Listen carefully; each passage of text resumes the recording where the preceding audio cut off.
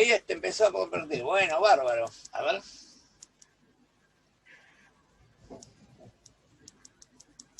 Pero no aparece.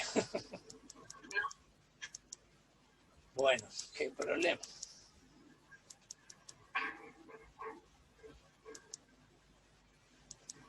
Acá está. No, es en el primer comando que me pregunta. Ahora sí, ahora lo encontramos. El primer comando pregunta eso que vos decís, de con qué quiero compartir. Ahora sí se ve. Bueno. Ahora sí se ve. Bueno, al pelo. Bueno, yo había empezado, hemos estado demorados, los alumnos están acostumbrados a que yo me demore porque estoy viejo para estas cosas. Ustedes no sé si estarán acostumbrados, pero bueno.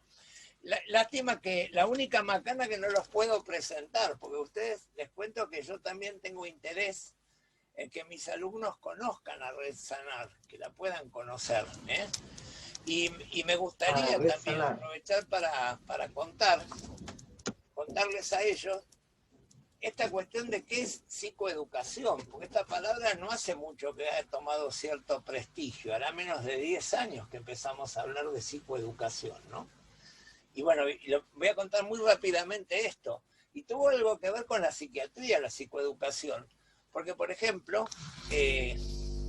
resulta que en Inglaterra, por ejemplo, los pacientes que tienen un sistema de medicina general, a veces se internaban en las ciudades y eran del interior. Y entonces cuando se sentían mejor y tenían que volver, como les quedaba lejos para la continuidad de la consulta, se internaban en pensiones. Y entonces en un momento dado se alcanzaron a dar cuenta que los que se internaban en pensiones tenían mejor calidad de recuperación que los que estaban con su familia. Entonces ahí uno podría decir como psicólogo medio, los psicólogos a veces le echan la culpa a las familias de los problemas que tienen, ¿no? Y resulta de que no era así. El tema estaba en que el tema con esto tenía que ver con que empezaron a darse cuenta que las familias, por querer demasiado, se mandan muchos errores que les producen problemas en la relación con el paciente. Entonces aprendieron a psicoeducar para que no cometieran esos errores, ¿eh? Y entonces lograron que fuera mejor la familia que la pensión, de alguna manera, ¿no? Entonces, son consejos que uno puede dar que para los psicólogos que conocen a Freud serían estas cosas que uno tiene como preconscientes, no las tiene conscientes. Son fáciles de hacerlas conscientes, a veces con cierta información, pero no están ni en el inconsciente y no están tampoco en la conciencia, ¿eh? Pero bueno, esto sería lo importante de la psicoeducación, ¿no? Y bueno, ¿qué podemos decir? El tema que nos va a convocar hoy, vos, Inés, vos pusiste la filmina, ¿ponemos las filminas también acá? Las ponemos. ¿Las sí, ponemos? Como usted diga. Dale. Sí, yo las pongo. Dale. Bueno, es un problema tener dos salas al mismo tiempo, porque el único que comparte las dos salas soy yo, esa es la macana, pero bueno. Y les cuento que me quedó en la otra sala una persona que yo había invitado, que se llama Ana Evatela. Pero bueno, Ana, te veremos. Yo. Después veremos cómo te metemos si es necesario, qué sé yo. Bueno. Y les cuento que en esto del Google tengo la dificultad que yo a ustedes ya no los veo. No sé si están, no están. ¿Cómo hago para saber si están? A ver. Están, ¿no? O sea, ¿por qué no los veo? ¿Ustedes están viendo las filminas? Sí, yo sí. Ah, bueno. No, está bien. Cuando usted comparte las filminas, no nos ve a nosotros. Ah, eso es lo que pasa. Bueno, yo no sabía si pierdo la noción si están o no están, pero bueno, no los veré durante un rato. Vamos a seguir con las filminas. Después de costó tanto conseguir, no la vamos a abandonar. Y ahora no sé cómo volver a ponerla, pero bueno, vamos a ver.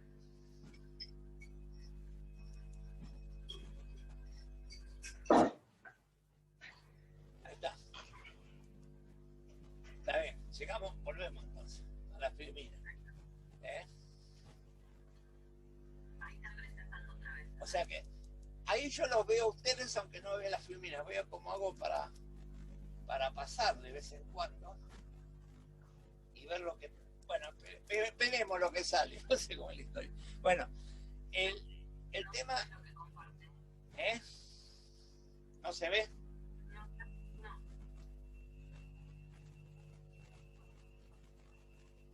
A ver, pará, ahí. Una pantalla en negro.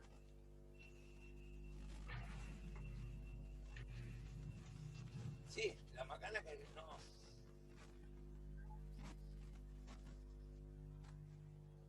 A ver. Sale como que están presentando, pero la pantalla está en negro. Sí, yo también los veo a ustedes, pero no veo la pantalla de la Filmina. A ver si yo la... Para que por ahí puede ser que tenga que buscar mi Filmina, si ahí arrancaríamos. A ver si es así. ¿Ahí me ven? Ahora sí. Bueno, es más, me cuesta porque es más raro este sistema, pero bueno, seguiremos igual. Bueno, pero vamos a ir al tema del duelo, ¿no? Y el duelo, en verdad, es una de las cosas que generalmente, una de las cosas en las cuales, por ejemplo, no sería difícil nosotros como psicólogos que recibiéramos una consulta por un duelo. Entonces, la pregunta sería, ¿se puede hacer un tratamiento por una situación de duelo? De alguna manera, ¿no?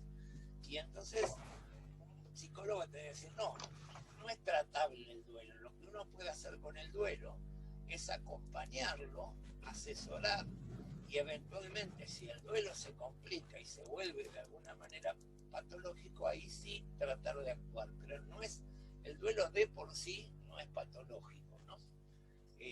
Así que vamos a pasar de Filmina a la próxima. ¿Y qué es el duelo en todo caso, no? Es un proceso de adaptación. Es como que de golpe toda nuestra conducta tiene que volver a adaptarse a la situación de duelo.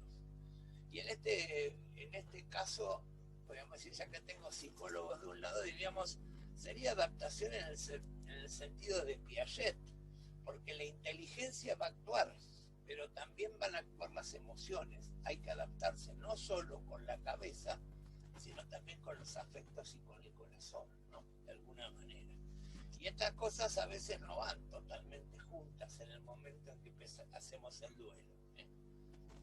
Y acá dice, pero es un proceso de adaptación y puede ser cuando perdemos un ser querido, pero también puede ser cuando perdemos algo,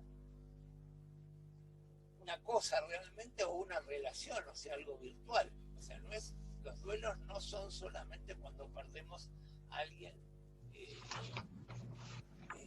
alguna persona significativa. También puede haber duelos de otra manera, ¿no?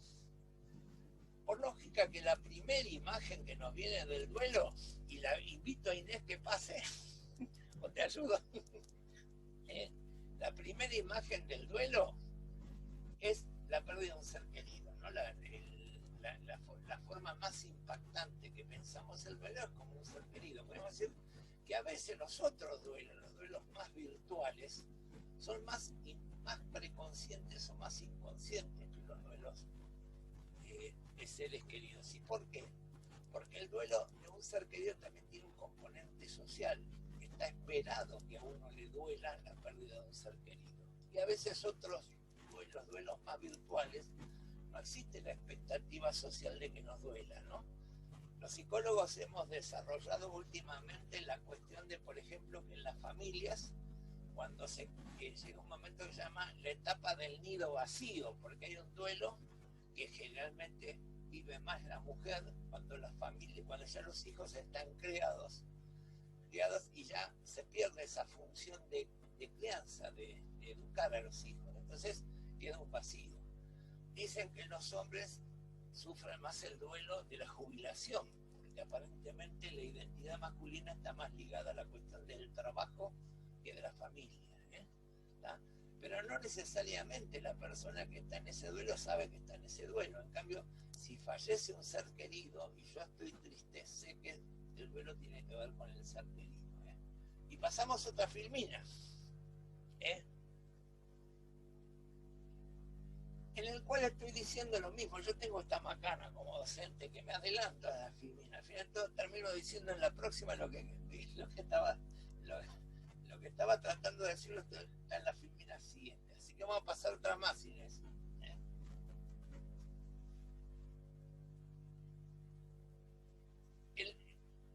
Claro. Ya nos dirigimos un poco directamente a la pérdida de un ser querido, y acá vamos a acordar que el duelo tiene un montón de componentes, ¿no?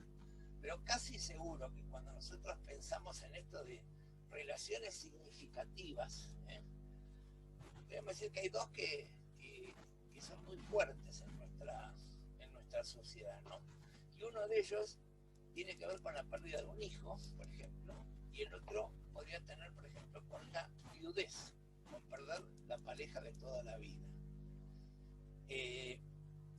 Porque después puede haber un montón de otros duelos y sí, por ahí vamos a tener que, nos va a costar más como identificarlo. Vamos a hablar un poquito también de esto, ¿no?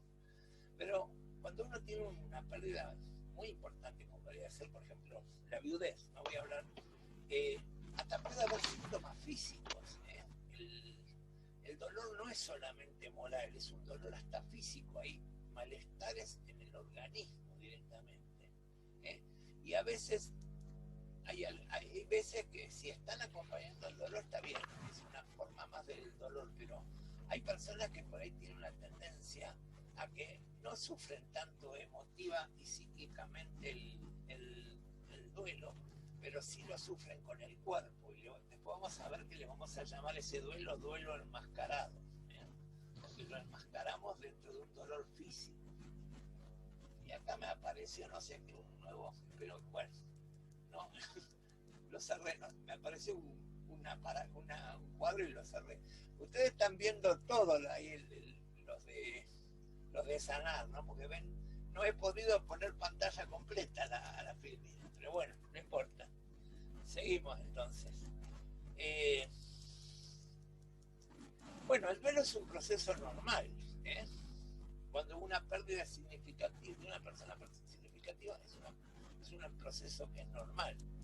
Es dinámico porque también, pero va a depender mucho del reconocimiento social. ¿Qué queremos decir con esto del reconocimiento social? Podemos insistir, es fácil pensar que alguien está de duelo porque enviudó, porque perdió un hijo, porque perdió no sé, un miembro importante de la familia. Y en cambio, cuando no está reconocido socialmente, ¿no? Por ejemplo, se me murió, no lo tengo yo, pero voy a decirlo así, se me murió mi amante, y mi amante no sabían de su existencia la mayoría de las personas. Entonces, es un duelo que no está reconocido socialmente, y entonces tienen también sus propias dificultades para elaborarse. Porque si bien tiene sus dificultades que nos adjudiquen dolores, porque vamos a suponer cuando uno está en uno de estos duelos, dice, la gente a veces no necesariamente tiene una verdadera dimensión de mi dolor. Pero bueno, cuando no se puede decir, no está reconocido socialmente, es más complejo el tema. Es íntimo porque cada uno lo tenemos que vivir como si fuera, tenemos derecho a vivirlo como una cuestión personal, y en todo caso somos los que autorizamos o no a que otros puedan entrar en nuestro dolor de alguna manera. Recién dijimos que es social, estábamos hablando por ejemplo con la cuestión, pero la cuestión de lo social también lleva a ciertos rituales, o sea, hay algunas cosas que por ahí es importante recordarlo, porque en este lado yo tengo un montón de jóvenes y por ahí no tienen mucha noción de estos rituales, pero por ejemplo cuando yo era chico, los duelos, el duelo del funeral, se hacían en la casa de la persona, porque y hoy en día los duelos se hacen en un lugar ajeno. Y también hoy en día las familias pueden elegir si sufren el dolor con otros o deciden hacerlo a solas. Hay familias que dicen el velatorio es cerrado a la familia. Tenemos una serie de posibilidades hoy en día, ¿eh? Pero bueno, vamos a ver que esto después también termina siendo un componente importante. Y por último es activo, ¿eh? Porque de alguna manera la persona tiene que ir tomando constantemente decisiones respecto a su propio duelo, ¿eh? Pasamos a otra filmina. Pero hay una cosa que también es importante, que les quiero comentar y como un tip para aprender. Nadie puede vaticinar cuánto va a sentir un duelo. Porque yo podría decir, y yo siento que si fallece mi hermana yo voy a morir de tristeza, porque yo tuve tan buena relación con mi hermana, y resulta que por ahí fallece mi hermana y a mí no me pega tan fuerte como creía. Y en cambio, resulta que en determinado momento falleció una persona de mi laburo que no era fundamental para mí, para mi persona, era importante el laburo, pero no era tan importante. Y resulta que yo me caigo de tristeza con eso. Y a veces, y también lo tengo que hacer consciente, porque estamos hablando que a veces el duelo es algo que es consciente y a veces lo manejamos en otro nivel, no tan consciente, ¿eh? Entonces, esto es un tip que es importante recordar. Nadie puede saber cómo va a pegar el duelo. Hay muchas, lo podemos evaluar de muchas maneras, pero nadie sabe cómo lo va a pegar. Me acuerdo claramente, en un momento dado fui yo invitado en el grupo Renacer para colaborar. El grupo Renacer tiene un poco la cultura de Alcohólicos Anónimos y solo pueden juntarse las personas que tienen problemas, no se pueden invitar profesionales. Pero me acuerdo que en esas reuniones, en un momento había una señora que venía porque había fallecido su hijo de 42 años. Y entonces, lo que uno culturalmente pensaría, que esa señora no puede estar tan dolorida como, por ejemplo, la que tenía al lado, que falleció su hijo de 13 años, o de 8. Y resulta que no tiene nada que ver, porque la verdad que el dolor no se puede comparar. No se puede tener expectativas de cuánto me va a doler una pérdida, ¿eh? Y esto es bastante importante. Vamos a acordar una cosa más que quiero empezar a decirle a mis alumnos, que por ahí ellos van a ser psicólogos y ustedes seguramente están aprendiendo estas cosas porque quieren colaborar en la comunidad. A veces con pares, como personas de la comunidad que por ahí se van a encontrar con alguien que está sufriendo un duelo, no van a ir a consultar por un duelo, pero ustedes quieren saber cómo pueden colaborar, ¿eh? Entonces, bueno, esto es importante de saber, que nosotros no podemos predecir cómo el otro está sufriendo o va a sufrir el duelo, ¿eh? ¿Correcto? Y acá pasé una filmina y les cuento que en un momento dado me encontré, pero no sé por qué me encontré, con esta paradoja semántica, ¿no? Que le llamamos duelo. En su momento se le llamaba duelo en la antigüedad, cuando dos hombres agarraban una pistola y decidían batirse a duelo por el amor de una mujer, vamos a suponer, ¿no? Entonces caminaban claro. Y por ahí algunos se moría con esto, ¿no? Y a eso también le llamamos duelo. También a veces podemos decir, hay un duelo.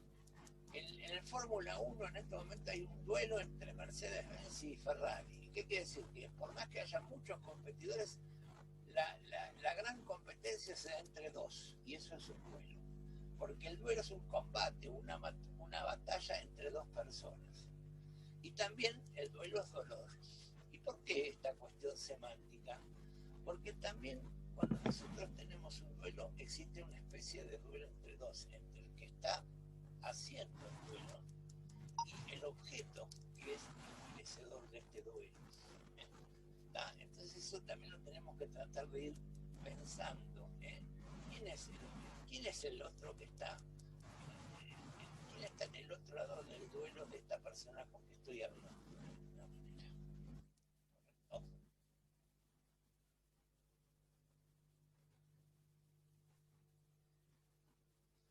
Hay un duelo que por ahí no lo tenemos tan registrado como doloroso, pero les cuento que seguramente le voy a advertir a los psicólogos que por ahí puede ser un motivo de consulta más habitual en la consulta psicológica.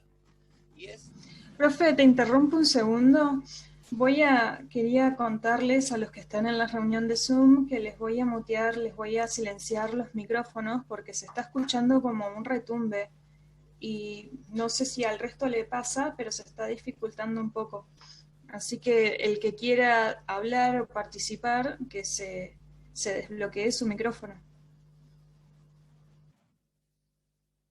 Yo escucho. Bárbaro.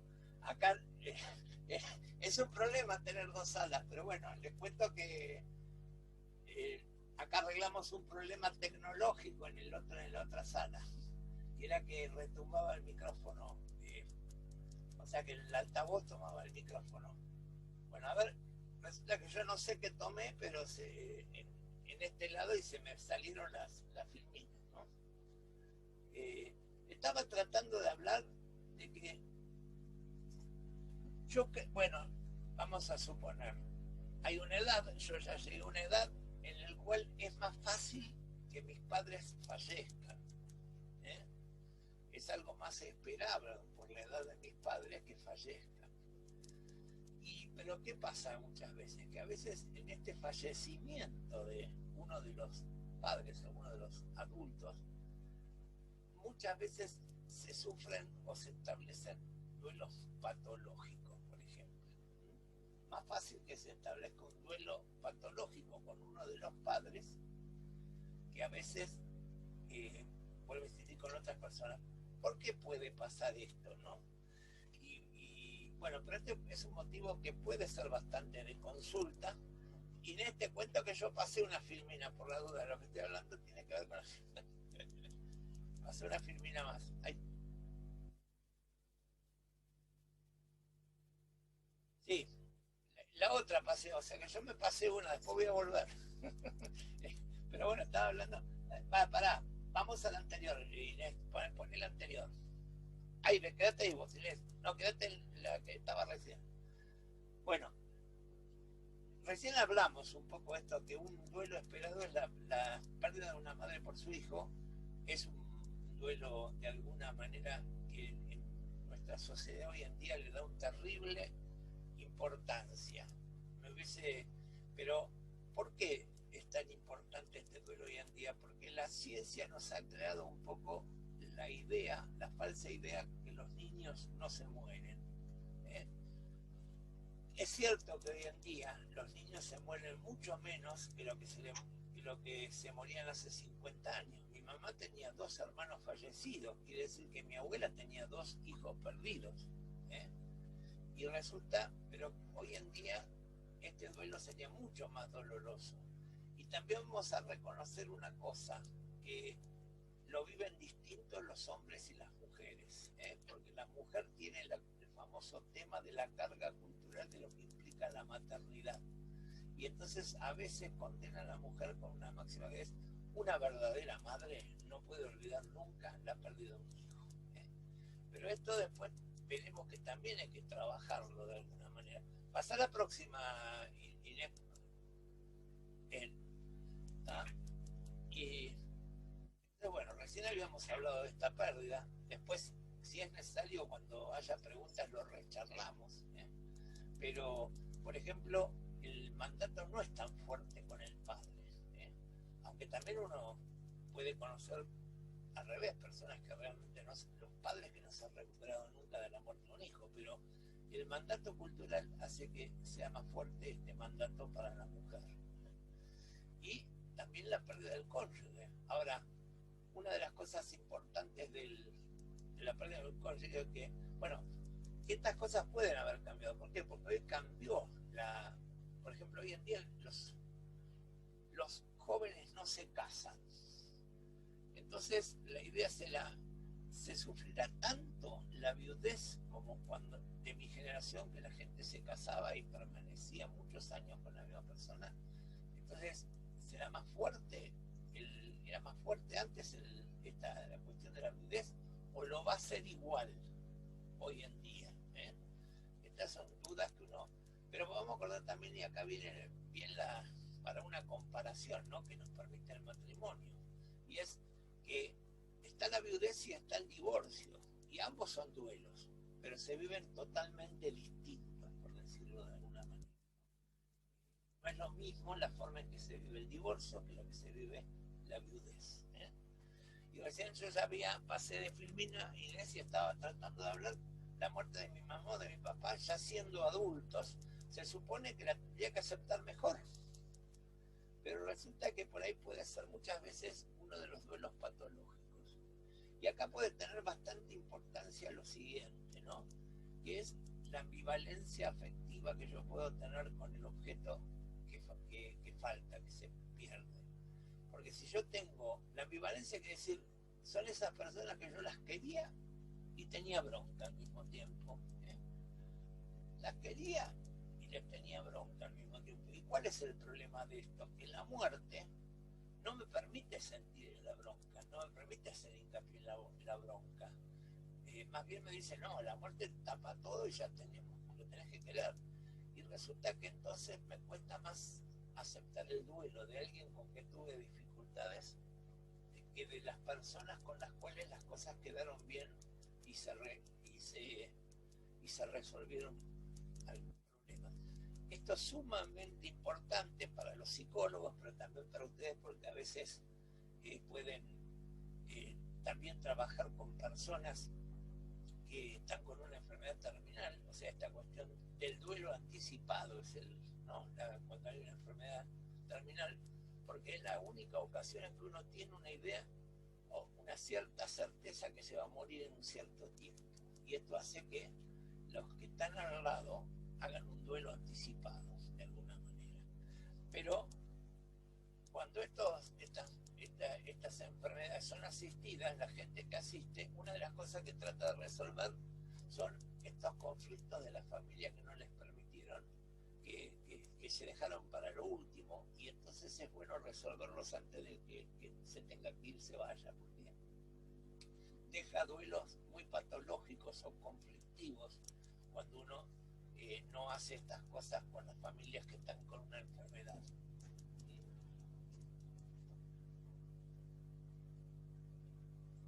Paso otra Filmina.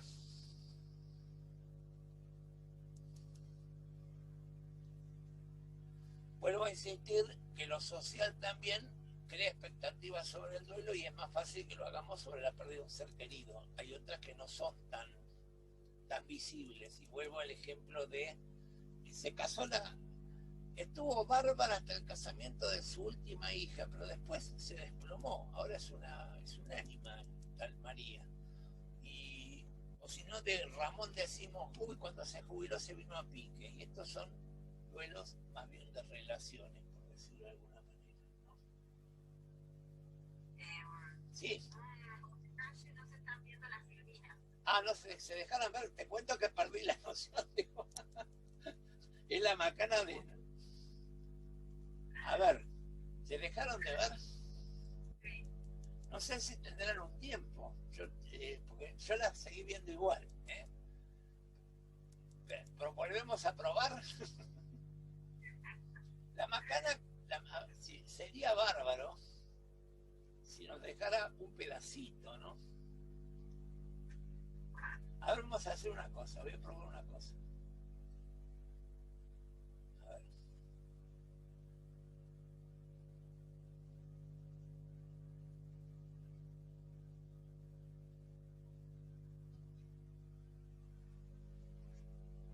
Quería achicar esta pantalla y ponerla de las Filminas al lado. No sé si ustedes la verán de esa manera, pero no. ¿Ustedes ahí ven la Filmina? No. Seguimos.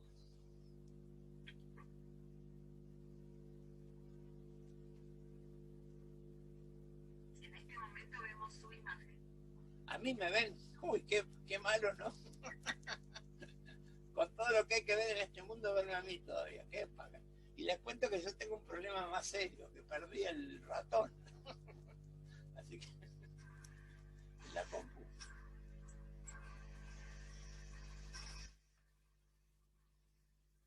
Acá apareció mi ratón, a ver. Apareció el ratón.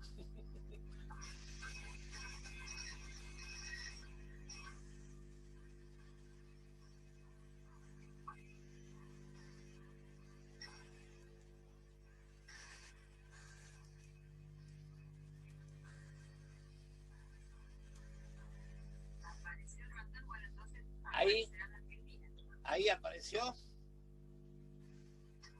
No, todavía. No se ven las filminas. Bueno, estamos muertos, ¿eh? No sé.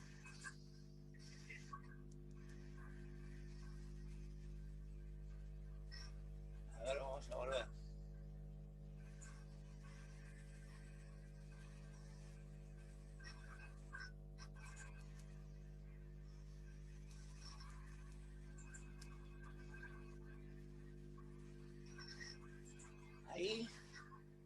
Ahí parece que sí, están volviendo, a ver. Ahí parecería.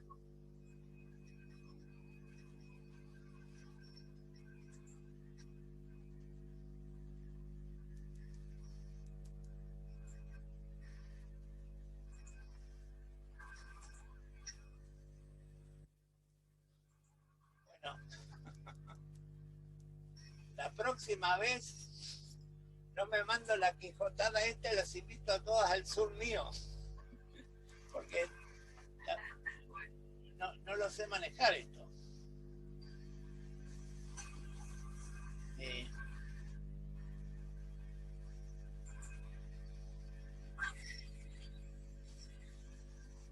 A ver, ¿qué hacemos? ¿Puedo dejar de presentar ahí, a donde se está viendo, de dejar de presentar?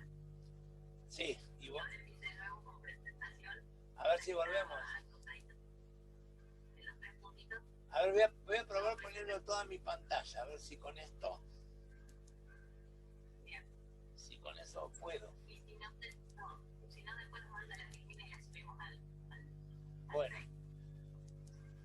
¿Qué hora tenemos? Llevamos 1 hora. No. Una pregunta.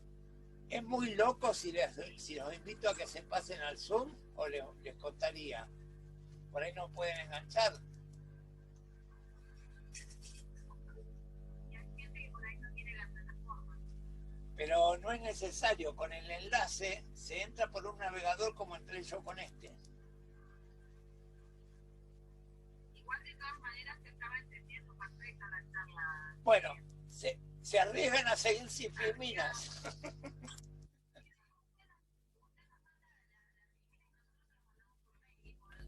Jorge, yo entré perfecto, así que no tengo problema, te escucho perfecto. Habla Moni. Bueno, no sé quién. Entró, me parece, una nueva integrante, que se llama Moni. Bueno, a ver. Estela. Estela. Bueno. ¿Cómo te va, Moni? Bueno, sigo entonces. No hago más intentos, No Dale. Bueno, entonces estábamos recién. Ahora solo, si querés, Inés, pasame. No, bueno, seguí vos, pasá la filmina, porque si no tengo que abrirla yo, todo, dale.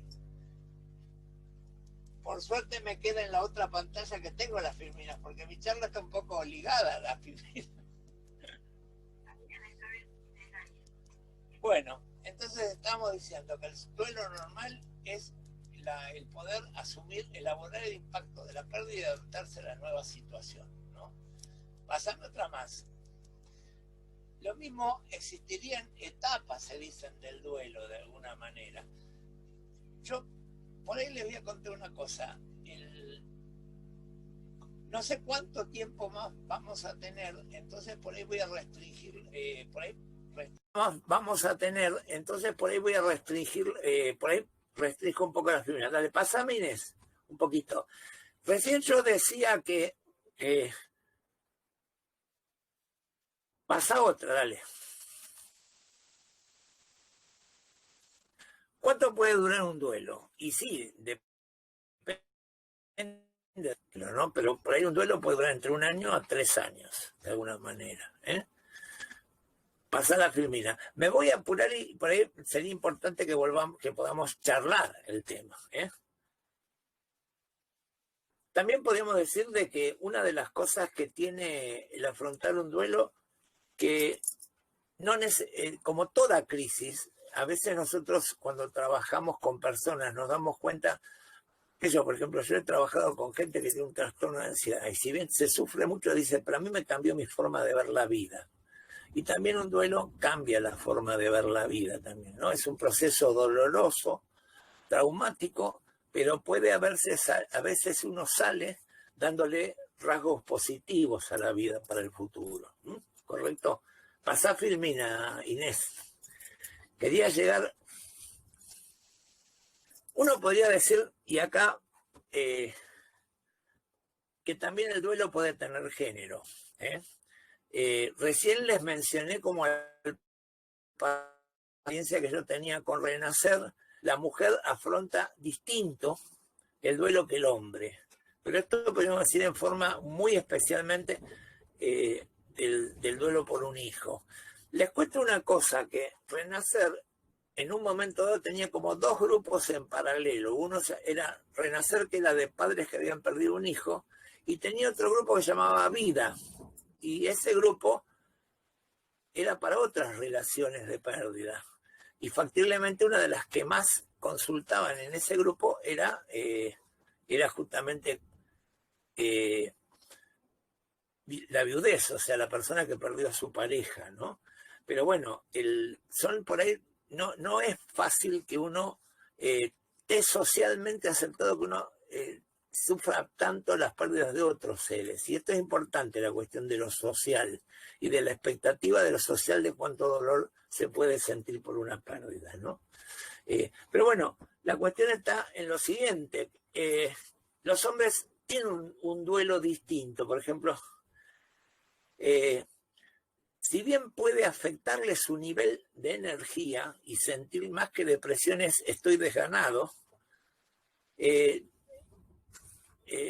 o sea, por ejemplo, también otra de las cosas que pasa es que se empiezan a ocupar más de su trabajo,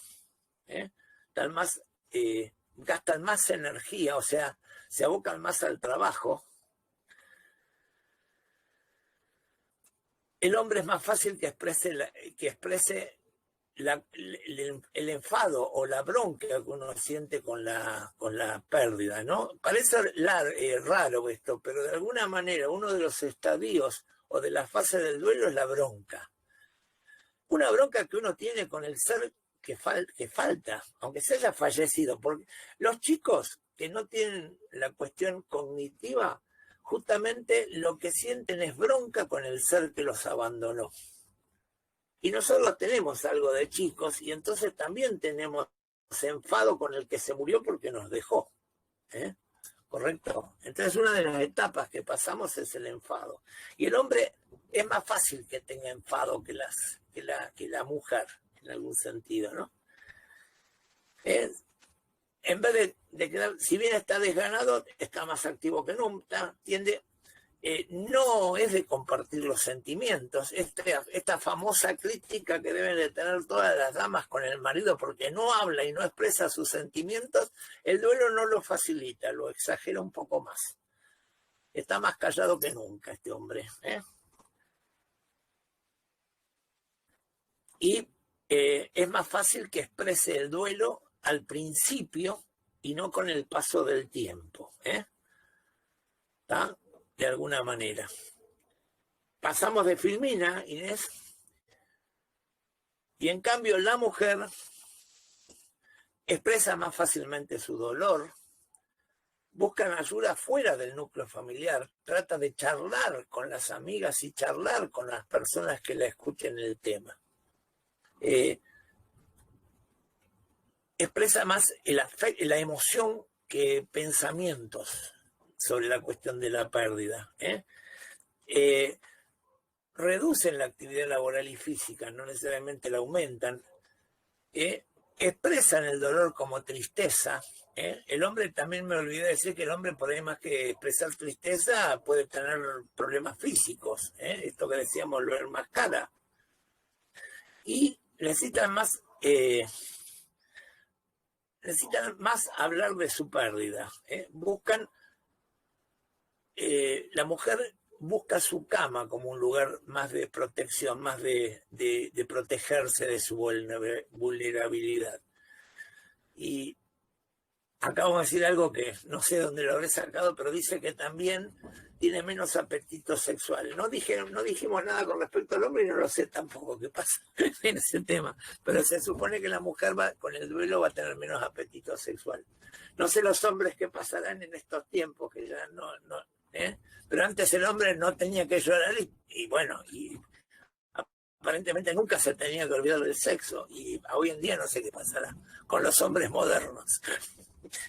Pero bueno, pasá una Firmina más y yo me voy a quedar, por más que tenía algunas más. A ver, pasá una más por si quiero ver. Bueno, acá está en la fase del duelo, pero ustedes me pidieron que les pase las Firminas y después las ven, y por ahí, no sé, pero me parece que sería bueno que tengamos un espacio para charlarlo. La macana es que vamos a tener que ambos no se van a escuchar, ese va a ser el tema. No sé cómo vamos a hacer, pero bueno, vamos a hacer una cosa. Yo voy a retransmitir la pregunta, si alguno la hace, para que la escuche la otra sala, podemos decir.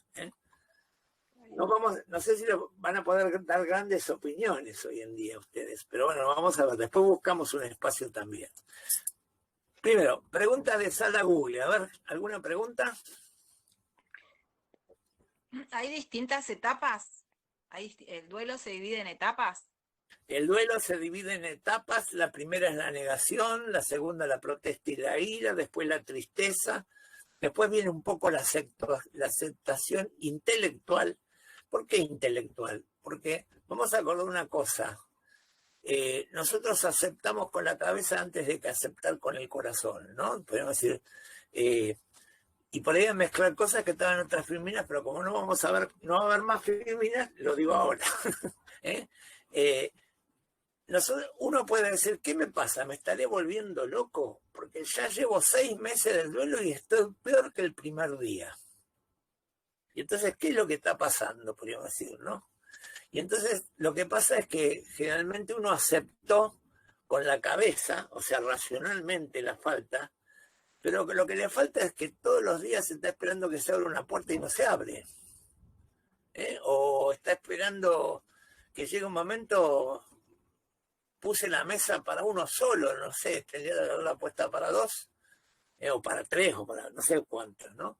Entonces, de alguna manera, podríamos decir, ahí estaría un poco la diferencia, ¿no? Que a los 6 meses, por ahí está doliendo más, especialmente de un ser muy importante y significativo, duele más, por ejemplo, un ser con que uno convive o ha convivido, ¿no? Seguro que no va a ser... A mí me puede impactar mucho el duelo de mi almacenero, por alguna razón me impactó, pero no tenía una expectativa en la conducta de encontrarme con él. Entonces, lo tengo que elaborar más en la cabeza que en la conducta y físicamente. Podríamos decir, cuando uno tiene un ser querido que se ha compartido en lugares físicos, más que tratar de excluirse de los lugares, tiene que buscarse momentos de afrontamiento, buscar encontrarse con esa pérdida y no necesariamente rehuirla, de alguna manera. ¿Está? Aquí pero bueno, preguntan, Belén pregunta, ¿cómo se puede acompañar a una ¿ustedes escuchan persona? la pregunta? ¿Alcanzan a escuchar? De acá de la sala Zoom. ¿Se escucha o no? Más o menos. Bueno, repiten, yo voy a repetir la pregunta. Dale, decime la pregunta. La pregunta es, ¿cómo se puede acompañar a una persona en el duelo?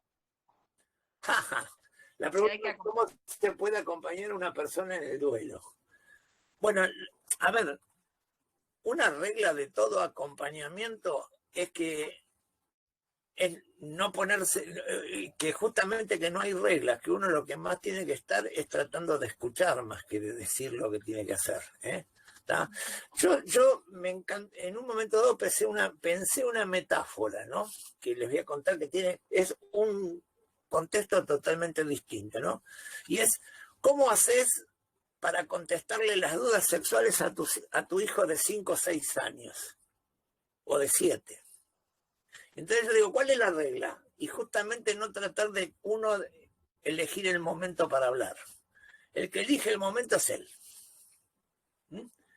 Y no tratar de decir, este es el tema que yo planeé para hablar con él. El tema lo va a poner él. Y en todo caso, lo más que puedo hacer es saberse, en todo caso, ensayar algunas posibles respuestas de estos temas para que después nos sorprenda y nos demos cuenta que no pensamos la respuesta correcta, pero bueno, la sabremos hacer, ¿eh?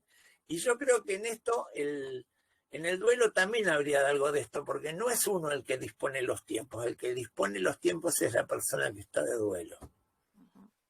Y uno lo que tiene que estar es predispuesto a escuchar y acompañar, ¿no? Tampoco decir dónde es.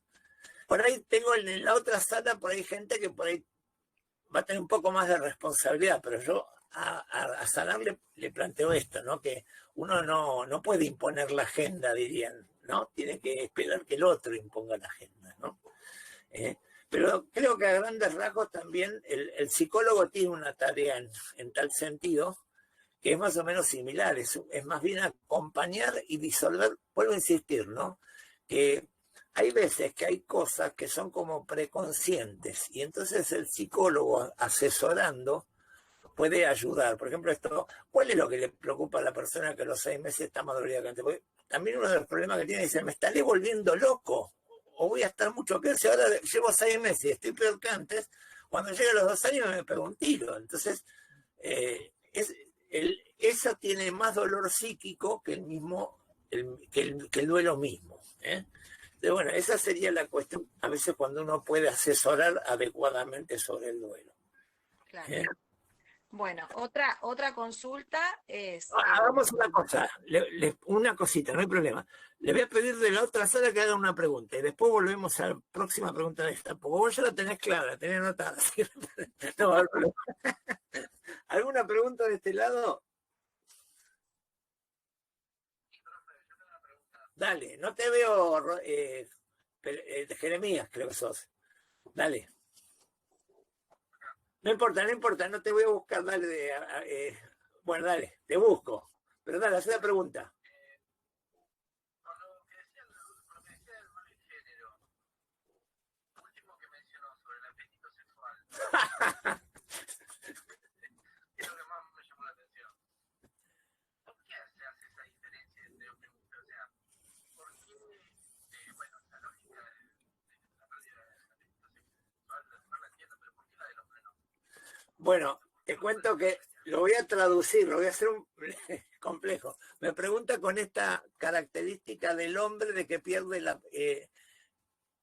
mujer, es fácil que pierda el apetito sexual. Y me dice, ¿por qué? ¿De dónde sale? En verdad, en todo caso, estas afirmaciones tienen que ver con, de alguna manera, con la observación, situaciones de duelo de gente que trabaja con esto. En verdad yo dudé de ponerla también, porque es como que nuestra sociedad tiene un prejuicio con lo sexual, no se habla, ¿no? Son estas cosas que no se hablan.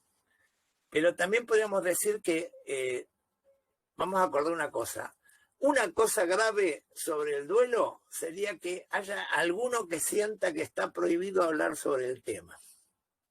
Todo lo que se evita hablar seguro que trae más dolor que otras cosas. Entonces, no, yo la verdad que no, se me perdiste, Jeremías, pero de alguna manera te diría que yo no tengo la respuesta tan clara y tampoco lo puedo saber acá, de alguna manera tan claramente. Pero acordemos que siempre que uno está deprimido o está bajoneado hay menos apetito sexual seguro. ¿Está? Lo que no te puedo decir si por ahí también en términos culturales a veces el hombre puede tomar lo que llamaría una medida contrafóbica. Me muestro como si no tuviera ningún dolor, que es más difícil que la mujer tome estas medidas contrafóbicas, ¿no? De negar su afecto con un afecto contrario, podemos decir. Para su fortaleza. Por ejemplo, ¿no? Y acordemos que, vuelvo a insistir, lo social y lo cultural. Nuestra cultura dice que el duelo es para que duela.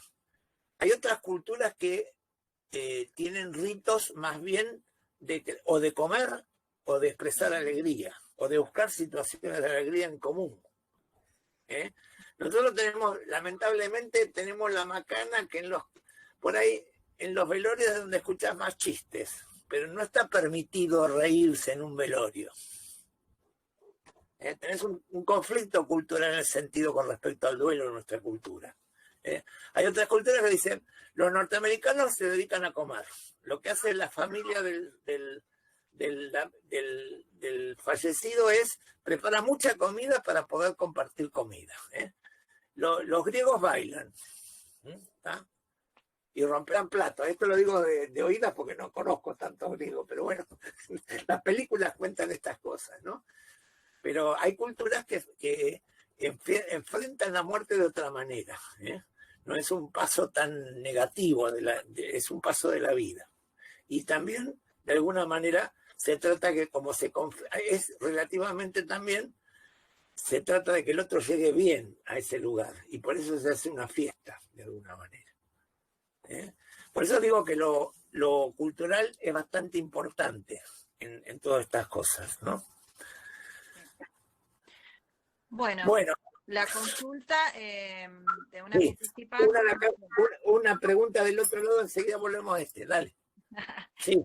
¿Cómo nos damos cuenta que el duelo es patológico? Las firminas que seguían. Pero bueno, vamos a hacer una cosa, justamente. A ver, una posibilidad es el duelo muy prolongado. Ese es fácil de identificar, ¿no? Hace 5 años. Nos quedamos ahí en el duelo. No pasamos la página. Ese es el más fácil de identificar, de alguna manera, ¿no? ¿Correcto? Pero podríamos decir, bueno, yo les voy a contar algo. A todos les cuento que yo filmé la charla del doctor Bianchi, que la hizo con Renacer, que Bianchi es un padre, un psiquiatra que perdió un hijo. Y hace y dio una conferencia acá en Chipolete y yo tuve la oportunidad de filmarla. Y a mí me parece que a mí me dio 2 o 3 tips que me parece que son más claves que los otros que se cuentan habitualmente, porque ustedes pueden agarrar, hoy en día en Internet, pueden encontrar muchas cosas sobre esto. Y hoy en día el problema de Internet no es no tener información, sino saber... pero hay mucha información y los de las están y me van a encontrar de duelo patológico. Pero lo que a mí me gusta lo que me gustó de Bianchi, que en un momento decía, cuando uno está haciendo un duelo, al principio con el dolor piensa más en el momento de la muerte que en la persona que uno conoció en vida. Y cuando esto se prolonga y yo sigo pensando en el momento de la muerte, es que estoy haciendo un proceso patológico de alguna manera. ¿Se entiende lo que digo? Segundo, me duele tanto, tengo tanto dolor por esta pérdida que no puedo poner ni una foto en el comedor o en el living para recordarlo. O la puse chiquitita y media escondida si yo no la veo. Está bien en los primeros... capaz que hasta en el primer año está bien que yo, bueno, en todo caso, más que esconder la foto, lo bueno sería en todo caso que lo baje, porque entonces uno se recuerda que está en ese proceso, pero no es para siempre. Pero de alguna manera, cuando nosotros estamos elaborando el duelo, empezamos a recordar la persona en vida y la queremos recordar, porque la persona no se merece que uno se lo olvide. No es bueno olvidarse de un ser querido. Se merece que uno lo recuerde, pero no necesariamente con pesar. Siempre va a recordar, o puede haber una cierta angustia, algo, pero no necesariamente tiene que ser un dolor insoportable, por decirlo de alguna manera, ¿no? ¿Se entiende esto? No sé si me parece que esto es más útil que les cuente lo que podría ser el listado que generalmente da en este tema. Después hay otra persona que dice, cuando hay un duelo en la familia y si uno no siente nada, ¿es porque no ama? Esta es la falta de dolor ante esa pérdida. Bueno, es una forma de un mecanismo de defensa también puede ser, ¿o no? Viste que la macana de no tener las filminas, que hay algunas cosas que me olvidé, pero por ahí en la filmina hablaríamos de duelo bloqueado. A veces habría que ver si es un duelo bloqueado o no. Pero esto, ¿con qué lo podemos hablar? Con el duelo de un ser querido, porque es un duelo consciente y socialmente es esperable que duela. Entonces, cuando no duele, lo encontramos. Ahora, ¿quién se da cuenta que uno está negando que está mal porque se jubiló? Y eso no lo podemos saber, lo puede saber el psicólogo factiblemente. Pero es difícil verlo desde el costado. Aunque esto, yo recién decía que uno tiene que esperar, pero acordemos que en este tipo de duelos más inconscientes, sí uno puede tratar de facilitar de que se hablen. La mujer que se siente una canalla porque está triste porque se le fue la hija, que se fue casada y feliz. Y bueno, uno puede decirle, mira, lo mismo tenés derecho a estar triste, tenés que volver a acomodar tu vida y seguir viviendo sin que ella sea chiquita, porque la vas a tener todavía, pero no necesariamente como una nena que hay que cuidar. Correcto, vendrán otras etapas, de alguna manera. ¿Se entiende? ¿Ustedes habían escuchado la pregunta? No, qué mal que estoy. No, me preguntaba... Sí. La famosa imagen del nido vacío en la psicoterapia sistémica, ¿no? Y que por suerte hasta se hizo una película con esto, y entonces hay muchos conocimientos, a veces que han sido de la psicología, y pasan a ser de la cultura. Y cuando pasan a ser de la cultura también nos ayudan a elaborar las emociones, ¿no? Porque hoy en día capaz que una madre ya la pareja va diciendo, y ahora estamos entrando en la etapa del nido vacío, ¿no? Está describiendo que va a existir toda esta cuestión de volver a acostumbrarse a hacer una vida sin los hijos, sin crear hijos, porque los hijos van a seguir estando, ¿no? ¿Está? Y les cuento que hoy en día la generación viene al revés. El problema es cómo sacar a los hijos de la casa, más que afrontar el dolor. Sí. También hay personas que comentan, Carmen comenta que perdió a su hermano y a su mamá, y aún hoy está con bronca y tristeza. Al pelo. Pero bueno, ¿escucharon la pregunta? Carmen comenta de que ella perdió a su hermano y aún siente bronca y tristeza por el tema. Y yo creo que ahí es fundamental la cuestión de elaborar la ambivalencia afectiva. ¿Por qué la ambivalencia afectiva?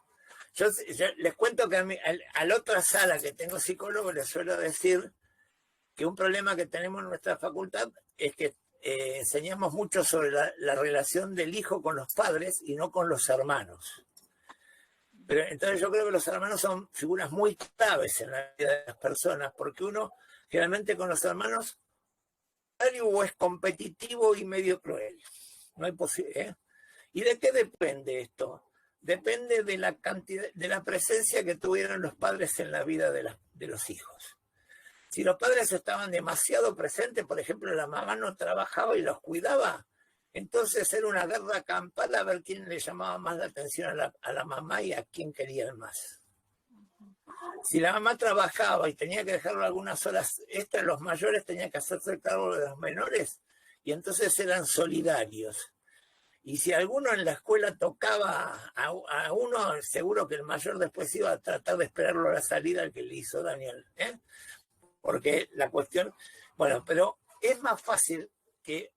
en verdad también uno puede decir como con la muerte de un hijo que por ahí es menos esperable la pérdida de un hermano. Pero bueno, también lo que estoy entendiendo de Carmen es que este hermano falleció de adulto, ¿no? Porque sí, Carmen me confirmó. Sí, está bien, perfecto. Pero bueno, otra cosa que le pasa es que no puede hablar de ellos, de su hermano y de su mamá, porque perdió. Bueno, en verdad, bueno, de acá se está llevando un tip, ¿no? Vamos a acordar una cosa, hablar puede ser una consecuencia de que primero los pueda pensar y recordar. O sea que la primera tarea es también dedicarle un tiempo a pensarlo y a recordarlo. Pero bueno, también insisto en la posibilidad de aprovechar esa etapa que se llamaría de protesta y de ira y hacerle los reclamos al hermano que quiera hacerle, hacerle los reclamos, porque vos eras un jodido, porque cuando tenías novia no me prestabas ni 5 de pelota, bueno, hay que hacérselos, ¿tá? Y bueno, y ver qué pasa, pero en algún sentido, yo no sé, no dijo Carmen cuánto tiempo lleva del duelo, pero 5 bueno, años. 5 años. sí. Bueno, ahí ya queda claro que es un duelo patológico, ¿no? Claro, Carmen. Bueno, también aclaro, a mí me enseñaron como psicólogo que cuando uno desata un perro tiene que saber que lo puede volver a atar. Y no sé si este perro que desatamos con la compañera estaba previsto, capaz que no, y bueno, si no lo podemos atar, me ofrezco para atarlo en otro momento y que podamos seguir charlando con ella si es necesario. Yo generalmente no tengo ningún problema en que me llamen en otro momento si es necesario. ¿Está? Pero uno de los cuidados básicos en salud mental es que no hagamos no hagamos daño. Y bueno, sabemos que estos temas son todos temas calientes, podemos decir de alguna manera, ¿no? Estamos ahí cerquita de la angustia, por decirlo de alguna manera. Te cuento una cosa. Sí. Le iba a preguntar a Aldo que hoy hubo un momento que se estuvo tocando el ojo y me quedé con la duda si era una basurita o hubo alguna emoción por ahí. Y si hubo una emoción, sí la podría compartir. ¿Te acordás cuando te estuviste tocando el ojo, Aldo?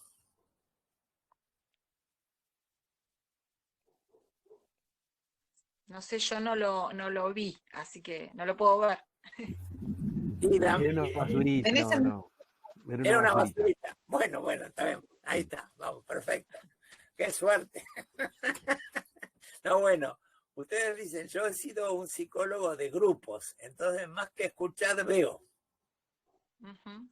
Y veo gestos y veo cosas.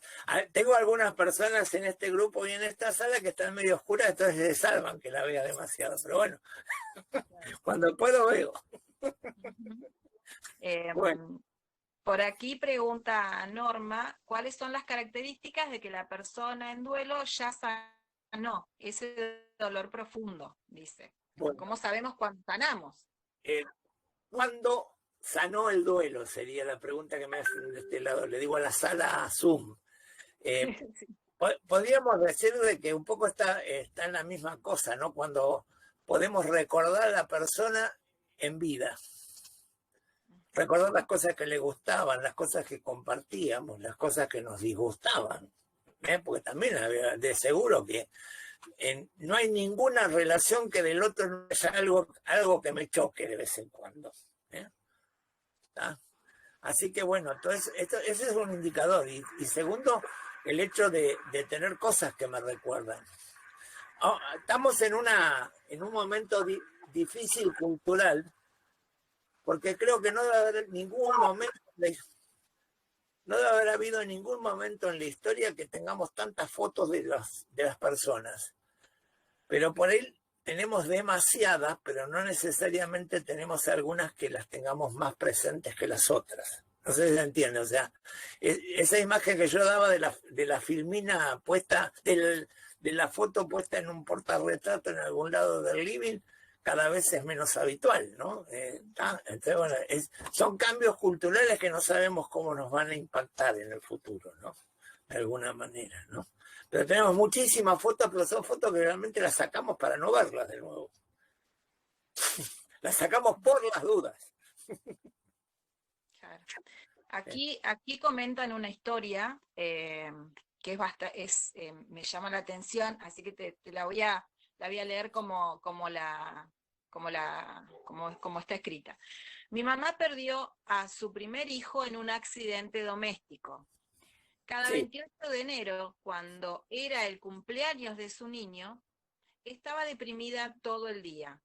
A los 84 años, ingresó a una residencia y con mi hermano nos pusimos a arreglar su placar y ahí encontré una bolsa con la ropa que tenía mi hermanito el día que murió.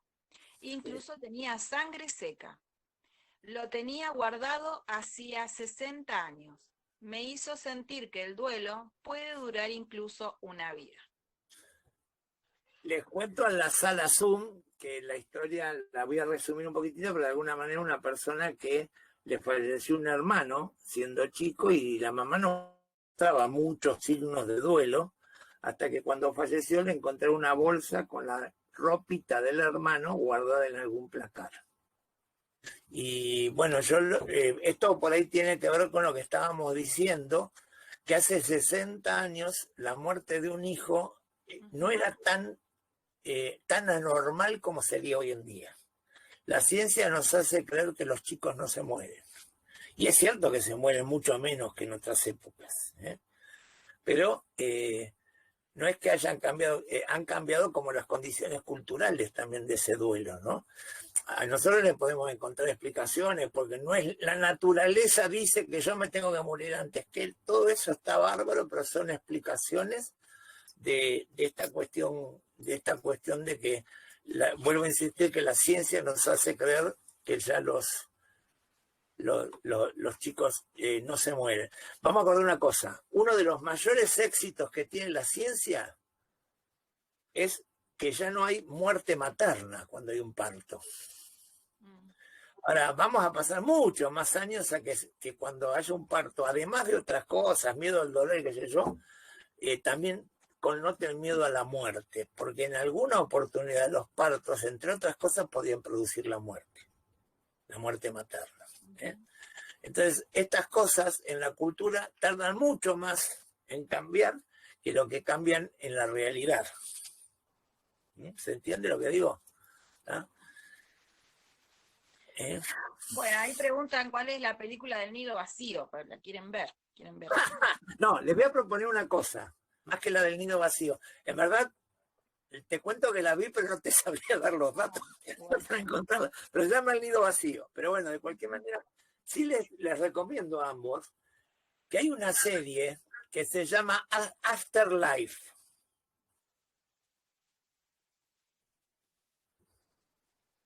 Se desenvuelve en un país nórdico, no sé bien cuál, pero se nota que es una cultura nórdica, y es una comedia, no es un drama, les quiero contar, es una comedia, ¿eh?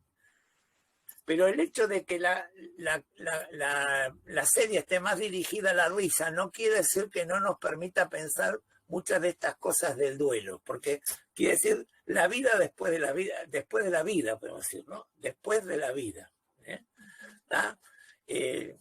Para interesarlos un poco más es justamente el duelo que hace un viudo de su mujer que falleció de cáncer, ¿eh?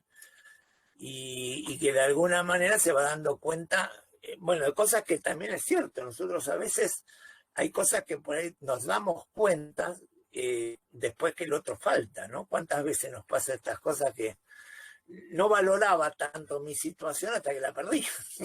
¿Eh? Entonces, bueno, de alguna manera. Les recomendaría más esa serie, que El nido vacío no tiene que ver con esto, sino tiene que ver con este duelo simbólico, ¿no? De perder los hijos, la crianza de los hijos para la mujer. Yo acabo de insistir, en esto me defiendo más, y aunque Jeremías me pregunte de este lado, les cuento que yo en los grupos de admisión solía decir a veces, comparando lo masculino y lo femenino, que el hombre a veces puede ser celoso de otros hombres y la mujer es especialmente celosa del auto, porque el auto le presta más atención que a ella. O sea, esta cuestión de lo masculino y lo femenino, ¿no? ¿Está? Entonces, bueno, el poder ver estas cosas un poco como cosas culturales, la masculinidad y la feminidad de nuestra sociedad también nos crea mandatos, ¿eh? Una mujer tiene que saber cruzar las piernas adecuadamente y también tiene que ser más emocional, ¿eh? No quiere decir con esto que no haya a veces otras formas de ejercer la masculinidad y la feminidad, ¿eh? Pero bueno, seguro que también influye en la forma de que nos duelen las cosas. Tal cual. Bueno, acá preguntan por un adolescente que está perdiendo a su abuela y que expresa que no siente nada. ¿Cómo pueden ayudarlo? Dice. ¿Escucharon la pregunta? Un adolescente que está perdiendo a su abuela. Bueno, una cosa que por ahí viene bien, volver a apelar a, ¿cómo se llama?, a conceptos de la terapia sistémica. Y el problema es que la adolescencia y la vejez son dos situaciones muy contradictorias. Ese adolescente capaz que hasta los 12 años amaba a su abuela y después le cuesta. ¿Por qué? Y acá voy a tener que volver a entrar en las mismas cosas que Jeremías me criticaba. Lo que pasa es que para el adolescente la sexualidad pasa a ser su principal motivo de atención y ya para la abuela no le interesa en lo más mínimo. Entonces hay muchos más conflictos con la abuela que los que hubo en la niñez. Y también podríamos decir que si por suerte la abuela vive y pasa un tiempo, es posible. Los adolescentes se enojan con el mundo, no solo con la abuela, pero esta es la forma de expresar su enojo con la abuela. Y es posible que si pasa ese tiempo de los enojos, pueda también reconciliarse y valorar cosas de la abuela. Pero la cuestión fundamental es que el principal conflicto entre abuela y adolescente, mientras que la abuela ya no es lo más importante, ya dejó de ser lo más importante, la sexualidad para el adolescente es lo primordial. Esto dicen los sistémicos, no sé si sabrán algo esta gente, pero bueno, dicen estas cosas. Después, por ahí una de las últimas preguntas es ¿cómo ayudar a una persona que tiene culpa por el fallecimiento de un ser querido? Que siente culpa. Recién hablamos de un concepto que es la ambivalencia afectiva. Y la ambivalencia afectiva, una de las formas de expresar también puede ser la culpa. Pero también la culpa siempre está presente en cualquier duelo. Y la culpa puede ser lo que no hice o encontrar algún culpable. No necesariamente, no por lo que yo tengo. Pero bueno, lo que pasa es que la enfermera seguro que no lo cuidó adecuadamente en el momento adecuado. Y yo no sé por qué no le hice un juicio, ¿no? La culpa puede tomar muchas formas, pero bueno, de cualquier manera es un componente emocional habitual. No hablamos de muertes especiales, por ejemplo, ¿y qué es lo que dificulta? Una de las muertes más difíciles es un suicidio. Generalmente el duelo está dificultado por la culpa, fundamentalmente, porque yo digo, el suicida, a los únicos que liberó de la culpa son los que le escribió una cartita. Todos los demás le escribió una cartita de culpa. ¿Qué es lo que no hiciste para ayudarme? Sí. Dale, adelante. Acá me están haciendo, ahora enseguida paso la pregunta, dale. O la afirmación. Para agregar esto de la culpa, que estaba diciendo. A la culpa yo la acompañaría también con otro mecanismo de defensa, la negación. Esto le pasa mucho también a la gente que, por ejemplo, la expresión, ay, si yo hubiese llegado antes con la enfermera, la enfermera, si le hubiese puesto la dosis diferente, quizás mamá todavía sí. Está bien.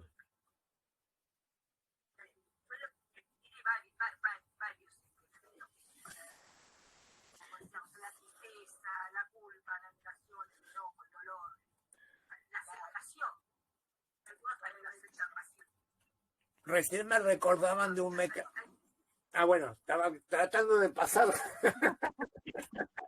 La info. Estaba pasando la información. No, bueno, me recordaba acá Estela que por ahí la cuestión de la negación, que es un mecanismo de defensa que es uno de los más habituales que tenemos los seres humanos, decir que no a lo que sí, de alguna manera. Pero bueno, está dentro también de los... A ver, acordemos, en el primer momento a veces, yo me acuerdo siempre una oportunidad que atendí a una mujer, que la atendimos porque había fallecido su marido, y en verdad ella en esos momentos seguía afirmando que el marido estaba vivo, lo estaba esperando y la describía y todo. O sea, en la cabeza de ella no se había muerto el marido. Y en verdad lo hacía de una manera que los psiquiatras o los psicólogos de una internación decíamos, está psicótica esta mujer, porque está viendo lo que no es, está sintiendo lo que no es. Bueno, pasaron 2 días y a esta mujer se le pasó el delirio y empezó a entender. O sea, no sabemos nunca cómo nos podemos defender de algo que nos duele mucho, ¿no? Está por ahí. La negación es la que vamos a usar más fácilmente, ¿no? Y Moni por ahí, perdón, pero es una amiga de hace mucho tiempo y la sigo llamando con el sobrenombre, no con su nombre, que es Estela. Pero bueno, Estela recordaba la cuestión de que también cuando uno se pone a discutir, porque si la enfermera le hubiese puesto una dosis un poquito más alta de esto, qué sé yo, que siguiendo es tratar de ver la historia por el lado que no pasó. Si hubiesen hecho esto, hubiese seguido viviendo y yo no estaría en este duelo. Son formas también de negar el hecho de que esto sucedió, de alguna manera. ¿Está? Y es que no queremos pasar por ese dolor, entonces lo negamos. Les cuento que yo no quise decir una cosa, pero que muchas veces en este trabajo hay gente que inicia el trabajo diciendo que la dificultad del duelo es que tenemos que hablar de la muerte. Y una de las cosas que todos nos cuesta es hablar de la muerte, porque nosotros nos cuesta mucho representar nuestra propia muerte. Es un tema que lo tenemos más o menos vedado. Es posible que cuando pasan los años y uno tiene más años, lo piense por lo menos. Yo creo que hay una cierta edad que empezás a pensar la posibilidad de tu propia muerte. Y ya no dudás de la muerte, sino que lo que pretendés es que tengas una forma de morirte buena y no mala. Porque uno tiene formas que aceptarían más fácilmente. ¿Cuál es la fantasía de la muerte que es más fácilmente aceptable? Me quedé dormido y no me desperté. Y lo digo en primera persona. ¿Correcto? Lo he escuchado varias veces. Está bien. Lo que más se escucha. Al pelo, pero bueno, ahí está. Pero bueno, está bien, todo esto también, y ahí sí creo que hay una cosa que es clave para quien quiera acompañar un duelo, es que justamente que uno tiene que aprender, es complejo hablar de la muerte con otra persona, generalmente. Lo más complejo de todo es una persona que tiene una enfermedad terminal. Cuando yo trabajaba en el hospital, una de las cosas que tratábamos de hacer con terapia familiar era distribuir mejor el acompañamiento. ¿Por qué? No existían los especialistas en la muerte, la mejor muerte, podemos decir, ¿no? Pero nosotros una de las cosas que nos dábamos cuenta que los enfermos quedaban generalmente con las personas que menos los querían. Terminaban acompañados por las personas que menos los querían. ¿Y por qué? Porque no tenían problema, o sea, no empezaban a llorisquear ante algo que le preguntaban, ¿y qué vas a hacer cuando yo me muera? No, pero vos no te vas a morir, no te vas a morir. Entonces no podían hablar de eso. Entonces era más fácil que viniera el concuñado de la curiada a cuidarlo, sufría menos estas frases. Bueno, ese es un tema también, de alguna manera. Nosotros tratábamos de que justamente la persona pudiera fallecer con sus seres queridos. Para eso iba a tener que poder bancarse, emocionarse y bueno, la persona que tiene un cáncer tiene un doble problema en el duelo, por ahí viene bien que lo pensemos. Por un lado es que hay un gran deterioro de la vida y entonces hay un momento que el familiar, por más que quiere, esté como esperando que fallezca, diciendo lo mejor que le puede pasar es que se muera ahora. Y esto pareciera que es un duelo anticipado, pero no es así. Al revés. Lo mismo, esto no quita que al momento del fallecimiento, por ahí no inmediatamente, pero 1 o 2 semanas después, esté el duelo real. Porque toda esa anticipación no sirve para saber lo que uno siente. ¿Correcto? Bueno, ¿Alguna pregunta o algo? Entonces, eso de que las personas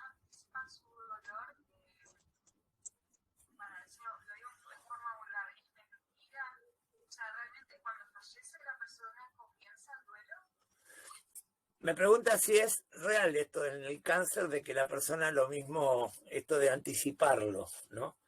Yo insisto que por ahí el cáncer tiene de por sí una situación de ambivalencia afectiva. Yo lo quiero, pero en verdad lo veo tan mal que quiero que se muera. Y esto de alguna manera también va a producir dolor a posteriori, porque uno va a sentirse juzgando sus propios afectos, de alguna manera. ¿Cómo pensé que quería que se muera? ¿Me entendés lo que digo? Entonces, lo mismo te diría, no sé si es que se demoró el dolor. Yo creo que tiene razones para que siga existiendo un fuerte dolor a pesar de que ya estaba anticipado, que uno empezó a despedirse mucho antes. Y lo mismo hay una cosa que en esto no, me parece que es vital, ¿no? Para todo, para el que acompaña o para el que trabaja, que nunca es posible predecir la muerte. Es otra de las cosas complicadas, ¿no? La ansiedad, ojalá a mí me serviría que me digas que el día 6 de junio a tal hora va a fallecer. Y esto hasta en el cáncer no es, lamentablemente la medicina puede haber avanzado mucho, pero nunca se sabe cómo es la historia esta, ¿no? Y bueno, entonces uno tiene que bancarse un gran nivel de ansiedad, de incertidumbre ante estos pacientes también.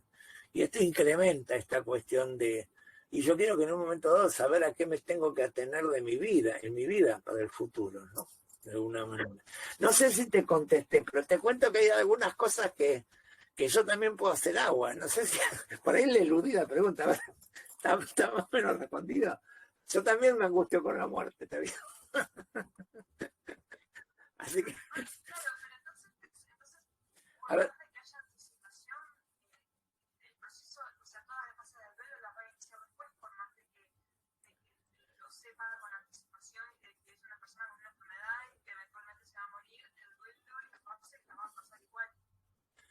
Lo va a pasar. Y también vos, si sos psicóloga, tampoco tenés que tratar, porque el otro va a negar la muerte y la puede negar mientras esté viva. Es un proceso contradictorio el estar con una persona con una enfermedad terminal. Vamos a suponer, cambiemos de enfermedad terminal, ¿no? De alguna manera. El SIDA en un momento dado fue una enfermedad terminal, hoy ya no lo es. Pero de cualquier manera, no necesariamente la persona se deterioraba tanto a veces como a veces sucede con el cáncer. Entonces era como distinta, la persona está bien, y bueno, un día le agarraba una gripe y se moría. ¿Se entiende lo que digo? No necesariamente el deterioro era tan cantado, habría deterioro.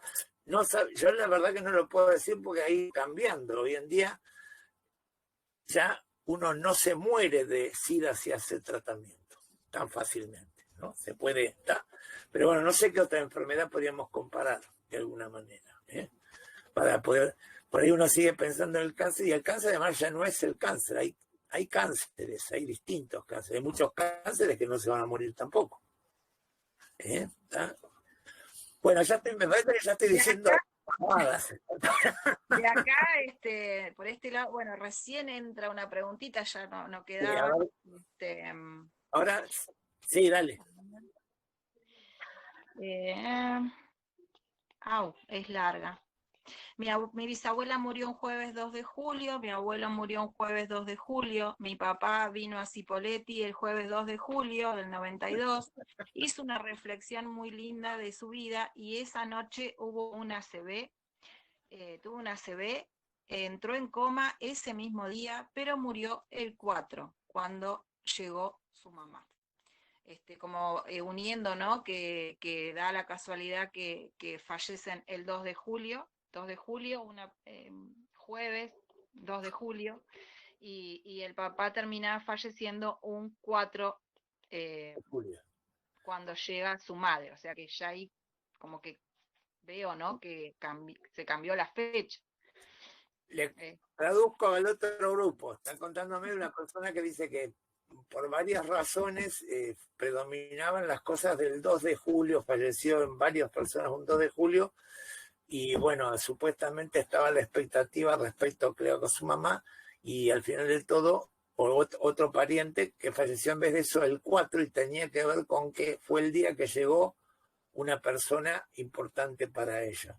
Hay una cosa que te cuento una cosa, no puedo decir mucho porque esto tendría que dedicarme a la numerología para contestarte más que a la psicología, pero bueno, que no soy especialista en numerología, pero sí podríamos decir que vamos a acordar una cosa, nosotros si como psicólogos trabajáramos con el cáncer, no lo podríamos curar seguro, podemos aconsejar, pero sí también hemos aprendido algunas cosas de esto, y es que las personas que tienen un proyecto que se propone esperar el cumpleaños de 15 de su hija, es más fácil que llegue el cumpleaños de los 15 de la hija. Cuando la persona con cáncer se pone metas concretas de vida, generalmente tiene una mejor sobrevida, y tiene,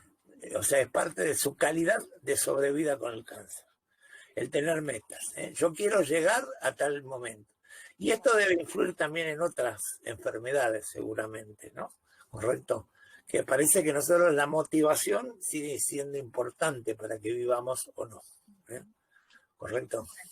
Bueno, de este lado, bueno, ya estamos llegando casi a las 9 de la noche. Sí, sí. Lo que nos queda claro es que en la vida todo el tiempo tenemos pérdidas, o sea, todo el tiempo. No es, además de la pérdida, ¿no?, de la vida, que en algún momento a cada uno nos va a llegar, Sí. y también, también vamos a tener esos momentos de acompañar a una persona que ha tenido una pérdida.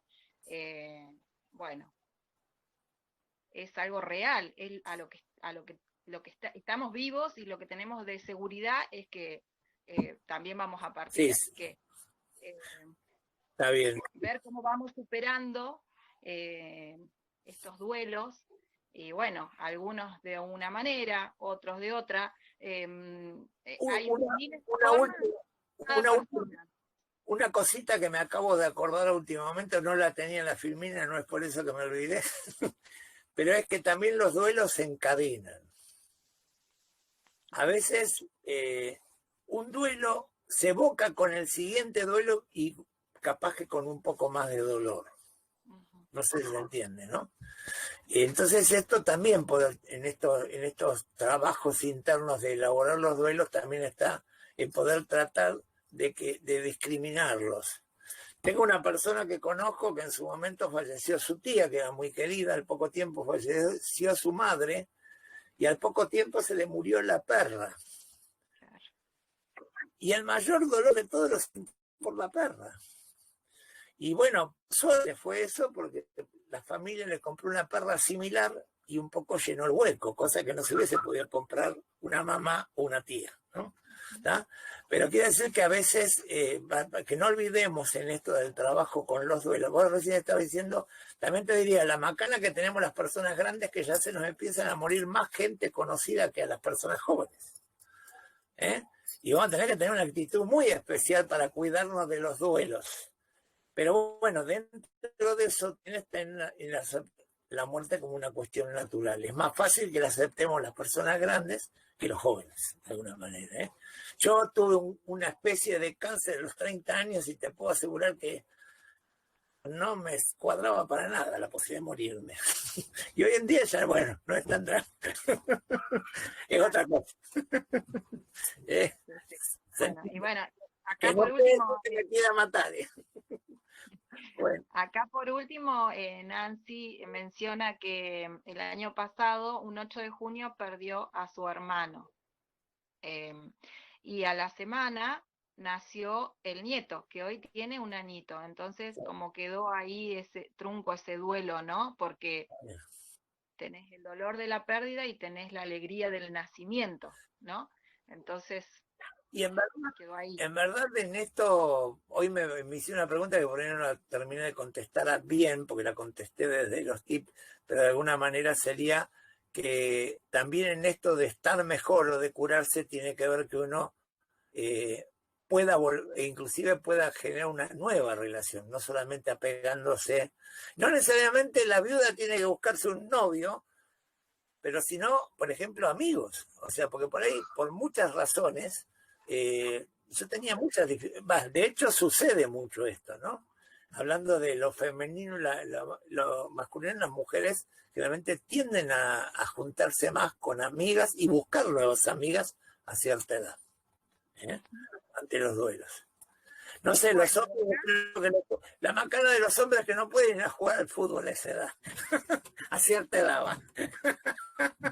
Así que no pueden encontrar nuevos amigos. Bueno. Que bueno, de este lado nada más. Bueno, muchas gracias. Me voy a dedicar un minuto, los despido y me voy a dedicar un ratito más a la sala de Zoom. Bueno, un abrazo. Bueno, muchas gracias, doctor. Chau, hasta luego. Nos estamos viendo. Mi teléfono de ser necesario por algo que haya desatado y no desatado de nuevo. Bueno. Chau, hasta la próxima. Muchas gracias, doctor. Bueno, acá